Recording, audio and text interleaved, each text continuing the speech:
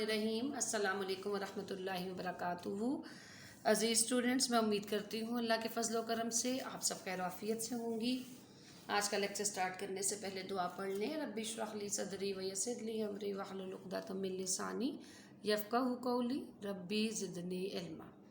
आइए आज के लेक्चर का आगाज़ करते हैं। जी बेटा, गुज़श्ता लेक्चर में हमने तहरीक खिलाफत का टॉपिक जो है उसका आगाज़ किया था। उसमें हमने तहरीक खिलाफत का जो है उसका उन्वान, उसका पस मंज़र और इस तहरीक के नाकामी के असबाब जो है वो देखे थे। अब हम आज के लेक्चर में तहरीक खिलाफत के जो है वो नताइज को थोड़ा सा डिस्कस करेंगे कि इस तहरीक के आखिर क्या नताइज जो है वो बरसग़ीर पाक व हिंद में और मुसलमानों पर और बरसग़ीर की सियासत पर क्या जो है इसके असरात वो नुमाया हुए। तहरीक खिलाफत जैसी अवामी तहरीक की मिसाल बरसग़ीर की तारीख में बिल्कुल नहीं मिलती। इसमें कोई शक नहीं कि ये तहरीक अपने मकासद के हसूल में नाकाम रही, लेकिन उसने हिंदुस्तान की सियासत और मुसलमानों की तारीख पर बहुत गहरे नकूश मुरतब किए। जी, जो पहला नक्श उस तहरीक ने मुरतब किया वो है क्या था मुसलमानों पर, यानी उनमें मुसलमानों की मायूसी जो है वो ज़ाहिर हो गई। नंबर 2, हिंदू मुस्लिम इत्तेहाद का ख़ात्मा हो जाना। नंबर 3, सियासी शऊर की बेदारी। नंबर 4, पुरजोश क़यादत का उभरना। नंबर 5, उलमा और तुलबा का सियासत में दाखिला। नंबर 6, गांधी जी की क़यादत। नंबर 7, दाखिली मसाइल की तरफ तवज्जो। और नंबर 8, कांग्रेस और जमीयत उलमा हिंद में ताउन। जी, अब पहले टॉपिक जो था मुसलमानों की मायूसी, इसका थोड़ा जायज़ा लेते हैं। तहरीक खिलाफत बेटा जब नाकाम हो गई तो मुसलमान बहुत ज़्यादा सैड हो गए, मायूसी का शिकार हो गए। और इस तहरीक के दौरान जो है मुसलमानों ने तुर्क मवालात और तहरीक हिजरत करके अपनी हैसियत से बढ़कर कुर्बानियाँ दे चुके थे। लेकिन इससे ना ही तुर्क की खिलाफत बच सकी और ना ही बरसग़ीर में मुसलमानों की साख कायम रह सकी। साख से मुराद है वहाँ पर मुसलमानों की इज्जत, यानी तहरीक नाकाम हो गई। इतनी जो है सेक्रीफाइस करने के बावजूद भी है मुसलमान जो है बरसग़ीर में अपनी इज़्ज़त को, अपनी साख को बरकरार ना रख सके। दूसरा जो है इसका पहलू वो था हिंदू मुस्लिम इत्तेहाद का ख़ात्मा। तहरीक खिलाफत ने हिंदुओं और मुसलमानों को जो है आपस में बहुत ज़्यादा मुत्तहिद कर दिया था, लेकिन गांधी ने मजहबी तासुब की बिना पर तहरीक को ख़त्म करने का ऐलान करके मुसलमानों की पीठ में छुरा घोंप दिया।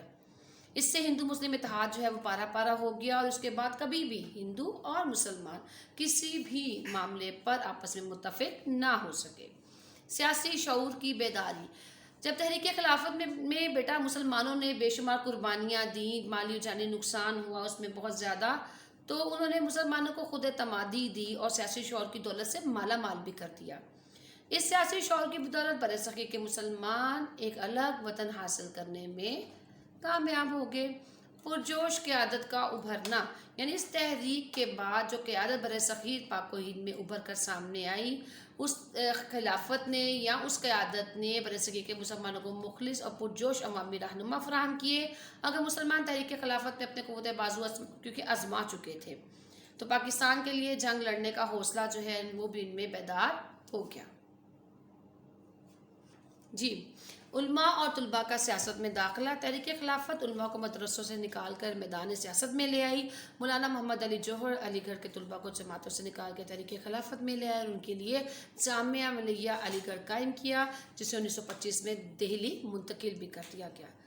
उसके बाद है गांधी की क़यादत। गांधी जी हिंदुस्तान में जब वारिद हुए तो उन्होंने क्या किया, तहरीक खिलाफत की बदौलत वो दर्जे अव्वल के कायद भी बन गए। उन्होंने हिंदुओं में इतनी मकबूलियत हासिल कर ली कि हिंदू तो उनकी परस्तिश करने लगे और 28 बरस तक बरसग़ीर की सियासत पर वो जो है वो छाए रहे। दाखिली मसाइल की तरफ तवज्जो। तहरीक खिलाफत के दौरान में बरसग़ीर के अवाम और रहनुमा की सारी तवज्जो का मरकज़ एक बैरूनी मसला बना रहा, लेकिन अतातुर्क ने खिलाफत का खात्मा करके बरसग़ीर के मुसलमानों को मायूसी से निकाल दिया। इसके बाद बरसग़ीर के मुसलमानों ने सारी तवज्जो जो है हिंदुस्तान में आईनी इस्लाहात के असूल के लिए सर्फ कर दी, जिसके नतीजे में मुसलमान पाकिस्तान की तरफ बढ़ते रहे और आखिरकार 14 अगस्त 1947 को अपने मंजिल मकसूद पर पाकिस्तान की सूरत में पहुँच गए। कांग्रेस और जमीयत उलमा हिंद में ताउन। कांग्रेस और जमीयत उलमा हिंद में तहरीक खिलाफत के दौरान ऐसा ताउन पैदा हुआ, ये ताउन जो है बेटा वो चलता रहा कि हमें पाकिस्तान तक। कांग्रेस और गांधी की मुस्लिम दुश्मनी जो है वो जमीयत हिंद जो है उसको ना समझ सकी और मुस्लिम मुफाद के ख़िलाफ़ वो हिंदुओं की जो है हमनवा बनी रही और आखिर कुछ उलमा को जमीयत उलमाए इस्लाम जो है वो बनाना पड़ी और उसने मुतालबे पाकिस्तान की भरपूर हमायत की। جی بیٹا یہ تو تھے وہ نتائج جو تحریک خلافت سے ہمیں حاصل ہوئے، اور یہ ٹوٹل جو ہے یہ نتائج جو آپ کی کتاب میں گیون ہے وہ 8 ہیں۔ آپ نے بیٹا ان نتائج کو جو ہے اسی سوال کے ساتھ جو ہے جو تحریک خلافت والا آپ نے ان کو یاد کر لینا ہے۔ اگلا بہت اہم ٹاپک ہے تجاویز دہلی۔ جب بیٹا تحریک خلافت ناکام ہو گئی تو اس کے بعد جو ہے ایک ہندوؤں نے ایک اور مکاری کی چال چلی، اور وہ چال کیا تھی؟ 1927 کو مرکزی اسمبلی کے بجٹ اجلاس کے دوران میں ایک نجی ملاقات میں موتی لال نہرو نے قائد اعظم سے یہ کہا کہ مسلمانوں کا جداگانہ انتخاب ہندو مسلم اتحاد میں رکاوٹ ہے۔ اگر مسلمان جداگانہ انتخاب سے مسترد ہو جائیں تو کانگریس ان کے باقی مطالبہ تسلیم کر لے گی۔ قائد اعظم جانتے تھے کہ کانگریس کے لیے اپنے وعدے کا پاس کرنا مشکل ہے، تاہم آپ نے حکومت خود اختیاری کے حصول کے لیے جداگانہ انتخابات کے مطالبے سے دستخوش ہونے کے لیے 20 مارچ 1927 کو مسلم قائدین کی ایک کانفرنس دہلی میں طلب کر لی، جس نے بڑا غور و فکر کیے، مختلف رہنماؤں سے بات چیت کی، اور وہ بات چیت کرنے کے بعد تجاویز دہلی کی صورت میں چند نکات جو ہیں ان رہنماؤں نے مرتب کر لیے۔ آئیے بیٹا اب ہم ان نکات کا جائزہ لیتے ہیں۔ پہلا نقطہ کیا تھا؟ جی بیٹا اہم نکات، جی اس جو تجاویز دہلی تھی بیٹا اس کا اہم نقطہ جو ہے وہ کیا تھا؟ نمبر 1، سندھ کو بمبئی سے علیحدہ کر کے ایک الگ صوبہ بنا دیا جائے۔ نمبر 2، صوبہ سرحد اور بلوچستان میں دیگر صوبوں کی طرح اصلاحات نافذ کی جائیں۔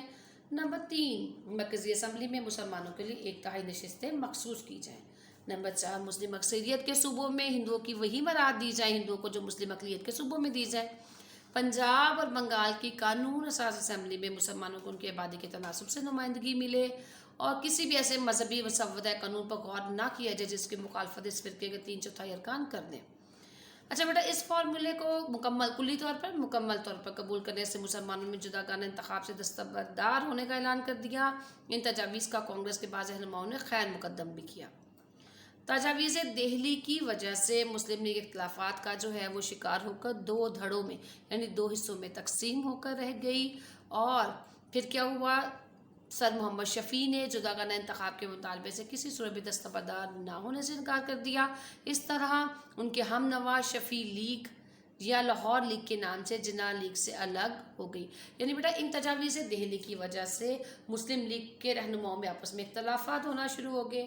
کسی نے کہا کہ ہمیں ان تجاویز کو مانتے ہوئے جداگانہ انتخاب کے جو ہے مطالبے کو چھوڑ دینا چاہیے، کچھ نے کہا کہ ہم اس مطالبے کو نہیں چھوڑ سکتے۔ تو مسلم لیگ جو ہے 2 دھڑوں میں یا 2 حصوں میں اس کی وجہ سے تقسیم ہو کر رہ گئی۔ تو بیٹا آج کا لیکچر جو ہے ہمارا وہ تحریک خلافت کے نتائج اور تجاویز دہلی کے حوالے سے تھا۔ تو آپ نے جو ہے ان دونوں پوائنٹس کو بہت اچھے انداز میں یاد بھی کرنا ہے، اور میں امید کرتی ہوں کہ آپ کو بخوبی سمجھ بھی آ گیا ہوگا۔ انشاءاللہ اگلے لیکچر میں پھر ملتے ہیں۔ السلام علیکم ورحمۃ اللہ وبرکاتہ۔